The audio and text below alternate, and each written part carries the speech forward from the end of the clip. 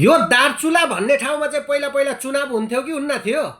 यदि चुनाव हुन्थ्यो भने त्यहाँको जनताहरूले कस्तो खालको जनप्रतिनिधिलाई भोट दिएर जिताएर पठायो? आँखै नभएको आँधो गोरु जस्तोलाई, आँखा नदेखेर भित्ताभरि टाउको ठोकाइ हिँड्ने गोरु जस्तोलाई, यदि मान्छे जस्तोलाई जिताएर पठाएको भयो भने त त्यहाँको जनताको केही समस्या त हल गर्थ्यो होला नि त्यो मान्छेले। अन्त आज माननीय हर्क सम्पालज्यू त्यहाँ पुगेर त्यहाँ जनताहरूको कुरा सुनेर धुरु धुरु रुनुभयो।